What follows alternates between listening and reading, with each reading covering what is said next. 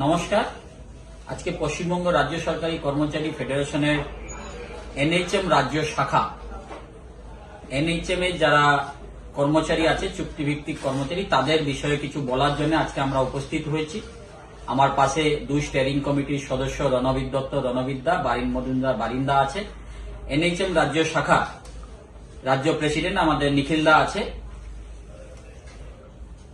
দীর্ঘদিন ধরে আমাদের এনএইচএম রাজ্য শাখা আমরা তৈরি করে দিয়েছিলাম 29/9/2024।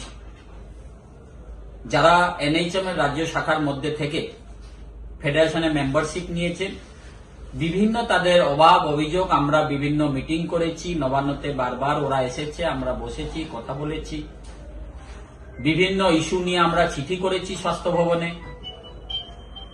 সব চিঠির ভিত্তি দিয়ে আমাদের মাননীয় মুখ্যমন্ত্রীর কাছেও আমরা আবেদন করেছিলাম।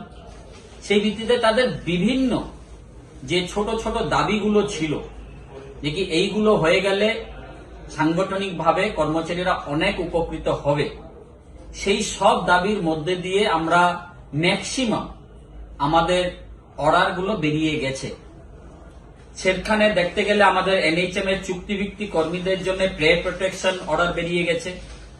এনএইচএম চুক্তিভিত্তিক কর্মচারীদের জন্য মেডিকেল লিভ যেটা ছিল দীর্ঘদিন, দিদিরা আসতেন, নিখিলদা বারবার বলতো, আমাদের স্বাস্থ্য ভবনের যারা স্বাস্থ্য রাজ্য শাখার নেতৃত্বরা আছেন তাদের সঙ্গে মিলিত হয়ে তারা কাজ করেছে, সেটাও বেরিয়ে গেছে। এনএইচএম কর্মীদের যে ট্রান্সফার গাইডলাইন্স বিভিন্ন জায়গায় যেটা অসুবিধা হয়েছিল, সেটাও একটা স্বচ্ছতাভাবে তার অর্ডার বেরিয়েছে।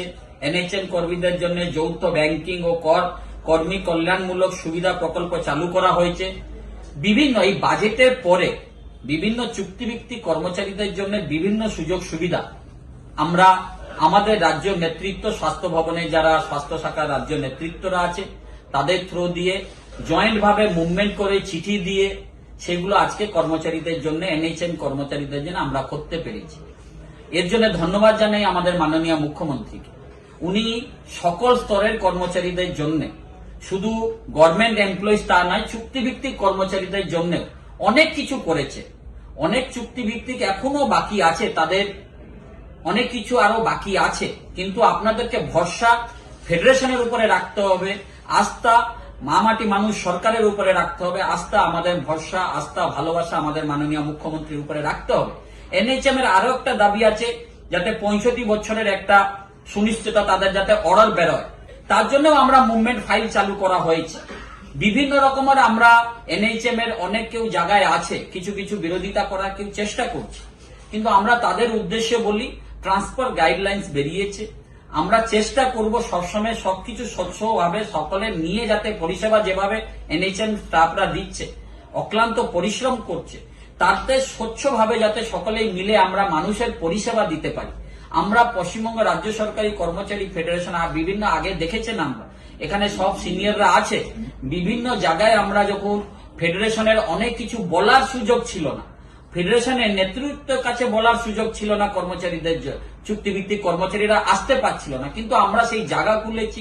আমাদের কাছে বিভিন্ন চুক্তিভিত্তিক কর্মচারীরা তাদের অভাব অভিযোগ জানায়, বিভিন্নভাবে ফিনান্স থেকে হোক, নিজেদের দপ্তর থেকে হোক, তার ক্লিয়ারেন্স দিয়ে আমরা অর্ডারগুলো বের করছি।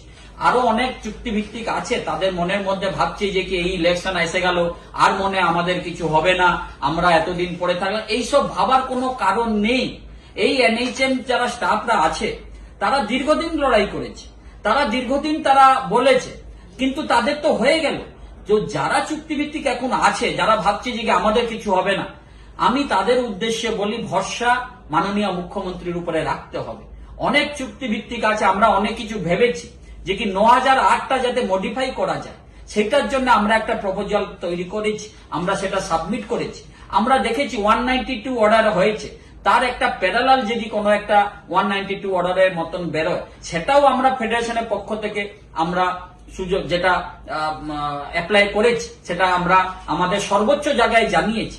আমরা সকল স্তরের কর্মচারী নিয়ে ভাবি, আমাদের নেত্রী কখনো কাউকে বিভাজন করেন না।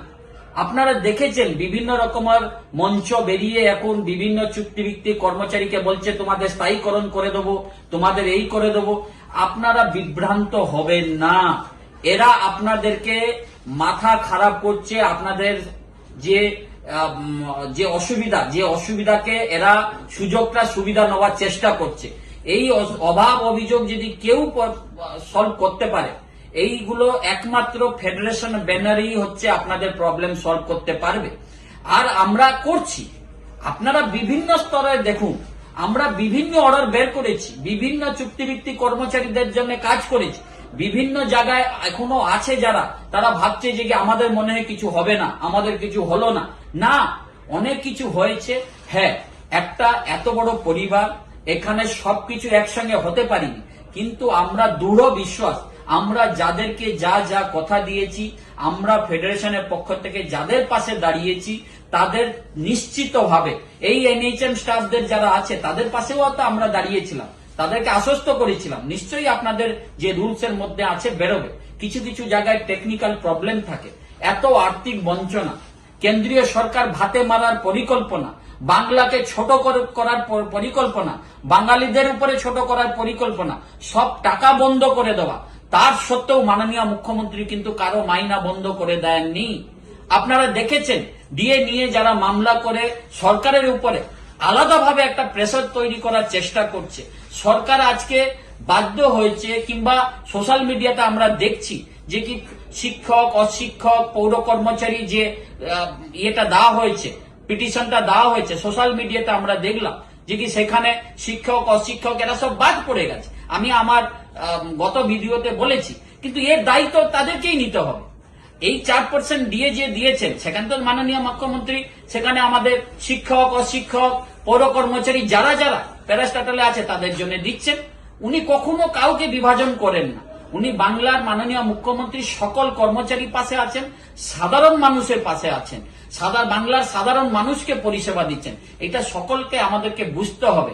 সামনে 2026-এ ইলেকশন, আমাদের সকলকে, আমরা ফেডারেশনের পক্ষ থেকে সকলকে আবেদন করব, কেউ না কেউ কোনো মঞ্চ ধর্মঘট ডেকেছে। কিসের ধর্মঘট, কিসের জন্য ধর্মঘট? ডিএর বাইরে আর কি আছে বলার জন্য? কিছু বলার নেই।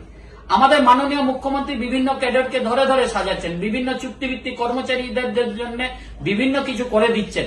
আশা অঙ্গনবাড়ি কর্মচারীদের জন্য করে দিলেন, এনএইচএম এর বেরিয়ে গেল, বিভিন্ন আরো যারা আমাদের স্টাফরা আছে চুক্তিভিত্তিক, তাদের নিশ্চয়ই আমরা আগামী দিন করব। আমি বলবো ফেডারেশনের উপরে ভরসা রাখুন, মাননীয় মুখ্যমন্ত্রীর উপরে ভরসা রাখুন, মা মাটি মানুষ সরকারের উপরে ভরসা রাখুন।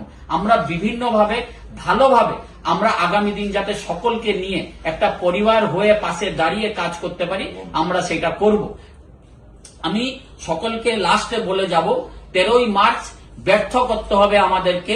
তারা যে ধর্মঘট ডেকেছে, ফেডারেশনের সহযোদ্ধারা প্রত্যেক জায়গায় দেখবেন যাতে কাজে কোনো রকমের প্রবলেম না হয়, সাধারণ মানুষের কোনো বিভ্রান্তি যাতে না হয়, সাধারণ মানুষ যাতে পরিষেবা দিয়ে কোনো বঞ্চিত নয়, তা সুনিশ্চিত করার জন্য আমার ফেডারেশনের সহযোদ্ধাদের কাছে আমার নির্দেশ থাকলো। সকলেই ভালো থাকবেন। জয় হিন্দ, জয় বাংলা। পশ্চিমবঙ্গ রাজ্য সরকারি কর্মচারী ফেডারেশন জিন্দাবাদ, মমতা বন্দ্যোপাধ্যায় জিন্দাবাদ, ফেডারেশন জিন্দাবাদ। জয় বাংলা।